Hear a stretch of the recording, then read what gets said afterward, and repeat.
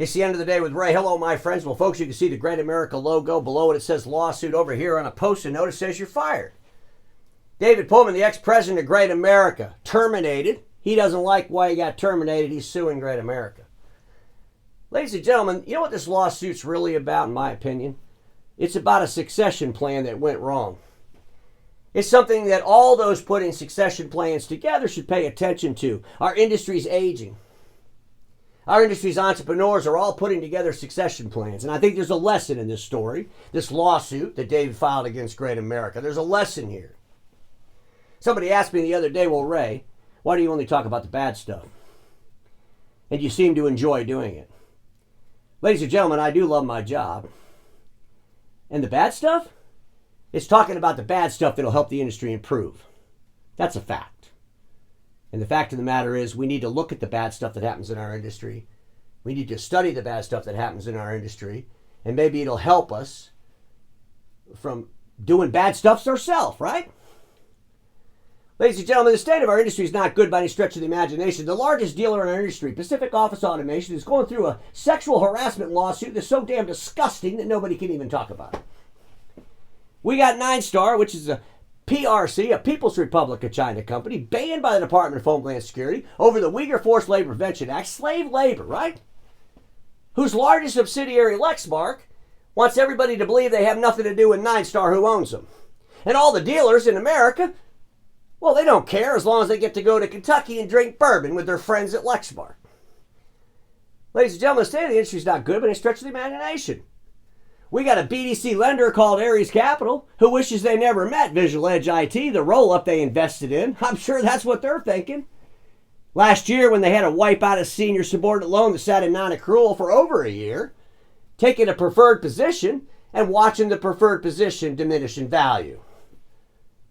Ladies and gentlemen, the state of the industry is not good at all. There's a lot of things to talk about. An OEM called Konica Minolta hadn't made money in how many years? Another OEM, a company called Ricoh, that barely makes any money and can't decide what they're going to do from one year to the next. Ladies and gentlemen, the state of the industry is not good. An industry meeting, an industry event that bans certain people from showing up, the industry is definitely in disruption. And the industry's leaders, too damn many of them, are weak, insecure people that refuse to face the realities all around them. And it's in that weakness that we're going to see more decisions made in courtrooms instead of boardrooms. And I'm sure as Great America and David go through this exercise of this lawsuit, that they're going to wish that these things could have got settled in boardrooms as opposed to courtrooms. But as the industry continues to consolidate, continues to get pressure, continues to get out-innovated by digital transformation, we're going to have some struggles and we need to pay attention to them. But this is about succession plans gone bad, in my opinion. So we've seen it out there, I'm sure, right? In the Iowa District Court for Lynn County is where you can find it. It's case number LACV 105815. Petition and jury demand. David Pohlman is the plaintiff. Great America Financial Services Corporation, Martin and Tony Globick, are the defendants. Before we get into this, I want to go back in time a little bit because I got to show this article that was published in the Quarter Business Journal because I think it's important. And we all know the Quarter Business Journal, that's the business journal there in Cedar Rapids. And back in May of 2023, they were interviewing Tony. And I want to say this regarding Tony. What a fantastic story. It's the American dream, folks. A true American dream. A gentleman that came into a marketplace and he wanted to disrupt it. The marketplace was leasing. Leasing in the office equipment business. Needed a disruption back in 1992, folks. It sure did.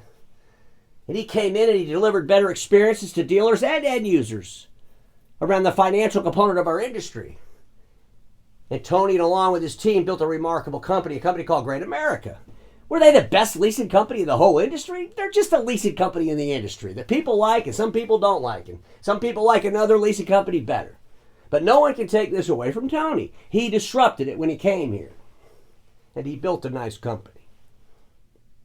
In this interview, he said the company's revenue were $278 million. And that was the revenue number in 2022. In this interview, he said that they had $3 billion in assets under management. In this interview, he talked about the succession plan. And I brought this up before, folks.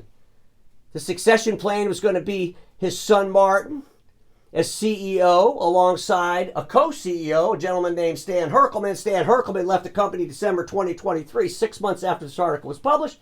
I shared this before, and I said, what happened? And when I shared this article before was around the time that, David was terminated. Remember when I said, why did David leave GreatAmerica with no retirement party, no fanfare? Folks, I was warning you all in that episode that something was going to happen. I didn't know. I haven't talked to David since the Kyocera meeting a couple of years ago in San Antonio. And I remember that conversation because I always enjoyed talking to David, because even if we had arguments, we definitely respected each other, or at least I thought he respected me, and I always respected him. We didn't agree on a lot of things, but I never questioned his integrity.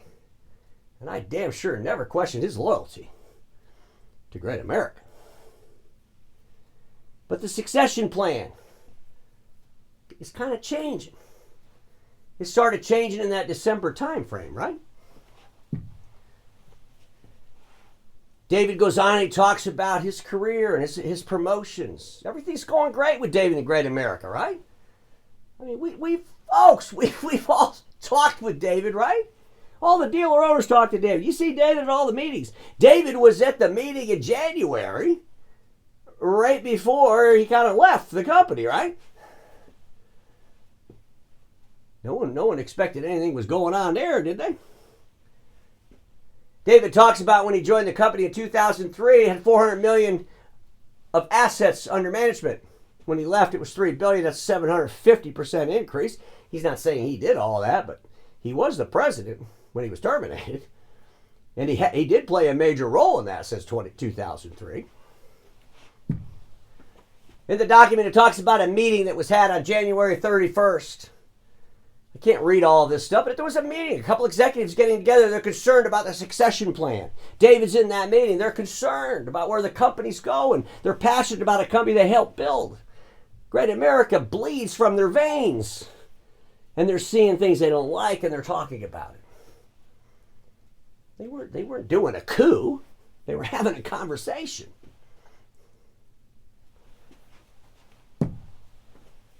Now I do want to read some things because I think this is important. Despite David's clear intention to improve the situation at GreatAmerica, defendants fired him on February 12, 2024. Defendants falsely accused David of attempting to compete against the company. At the meeting that David and these two other executives had, David was the oldest, he's 58, one was 41 and one was 42.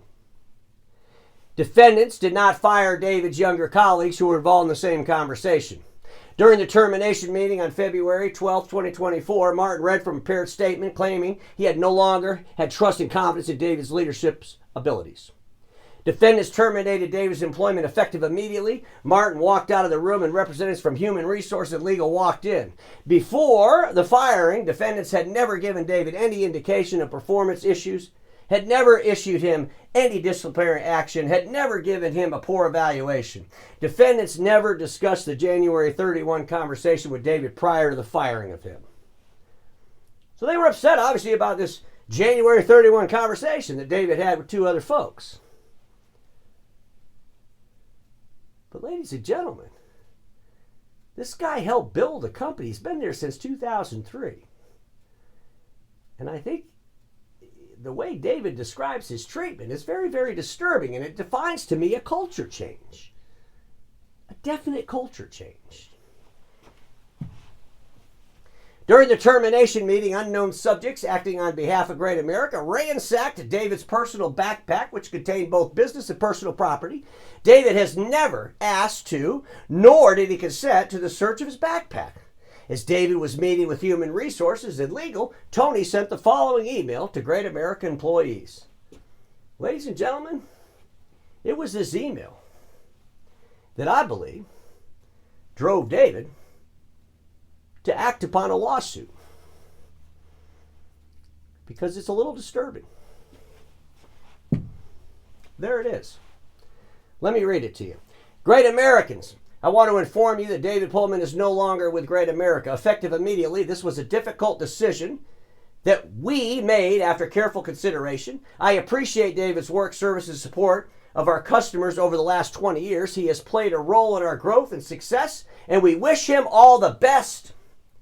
I want to stop a second. I'll finish reading Tony's email in a second, but I want to stop here, and I don't want to be so naive for Tony to believe I could ever tell him what he should or shouldn't do. He's a great man. He built a great company.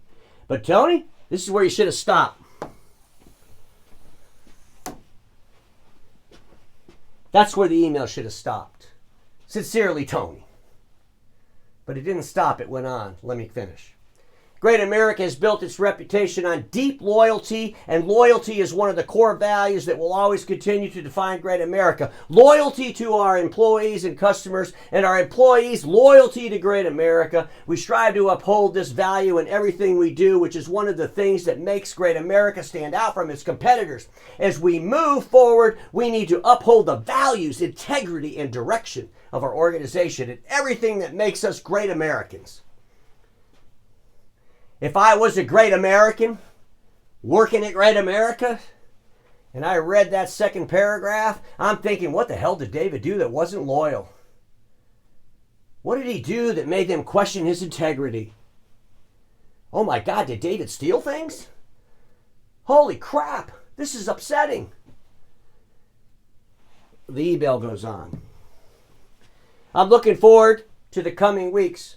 Mart and I will be working with our broader leadership team to maintain our momentum, reaffirm GreatAmerica's commitment to our customers' success, and ensure that we continue building a company of our dreams. GreatAmerica remains strong and committed to our vision and our customers. You have often heard me tell you how excited I am about our future. I am still as excited and even more so about where we're going and what we are achieving together. This time, as always, it's important that we remain focused on what's most important, our customers and our great Americans in the days ahead. As always, there should never be the slightest doubt in your mind that at GreatAmerica, yesterday was good, very good, but tomorrow will be even better. Together we will make it so. Tony. You know, he could have took that last paragraph. As always, there should never be the slightest doubt in your mind that GreatAmerica, yesterday was good, very good, but tomorrow will be even better. Together we will make it so, Tony. Right after that first paragraph, it ended it that way. But this email is a little bit disturbing, and if I'm David, I would have been upset about it. There's no doubt about it. When I read this, I said, this isn't about age discrimination. That could be one of the components. But when I read this, I thought, this is about defamation of character. Well, let me share some thoughts, what David and his attorneys think. Tony's email not only announced David's firing, but also falsely suggested a betrayal of the company's trust. During David's decades with GreatAmerica, the company had never sent such a slanderous company-wide email regarding the termination of an employee. Tony's email was designed to and had the effect of damaging David's reputation among colleagues, industry peers, customers, and the community. Tony's email cast unwarranted aspirations on David's character and integrity. Tony's email spread so rapidly that David's wife and daughter learned of the termination before David was even out of the termination meeting. Could you imagine this happening to you? Seriously. David never engaged in disloyal conduct or any conduct that reasonably could be viewed to impugn his character integrity. Defendants had David walked out of the building immediately after the termination meeting. When David reached the lobby, his coat and backpack, were at the security desk. Defendants denied David the opportunity to personally gather his belongings from his desk. This is about a president of a company that spent 20 years doing everything he could to make this company successful. That spent 20 years helping build a culture around a company and its employees that people could be proud of. This was a guy that got punched in the stomach so damn hard, he couldn't see straight. And I don't believe David's doing anything for the money. I think he's disgusted by what happened in his termination. And I believe that this lawsuit is about succession gone bad. Count 1, age discrimination, violation of the Iowa Civil Rights Act. Count 2, defamation, liable. Count 3, breach of the implied covenant of good faith and fair dealing. And ladies and gentlemen, The courts will decide. The jury will decide. There'll be a settlement. Who knows? But this is definitely something we need to pay attention as an industry, because this won't probably be the only lawsuit out there. Succession plans are tough. And those of you putting succession plans together, I would strongly suggest that maybe you help your succeeders build their own teams. Just help guide them. Because there will be new teams brought in during successions, no doubt about it. But one thing's for sure, you don't want communication to go haywire. And you don't want to treat senior leaders, he was the president of GreatAmerica, in the way that David describes he was treated. Keep in mind, today's episode is based on the plaintiff's interpretation. When the defendants put some public information out there, they will get their point of view. But either way, one thing's for sure, there is a lawsuit. GreatAmerica is not the company it was. And I believe there is a culture change at GreatAmerica. And I believe personally, not for the good. And everybody watching me knows this: status quo is the killer of all that'll be invented. Don't get stuck in status quo.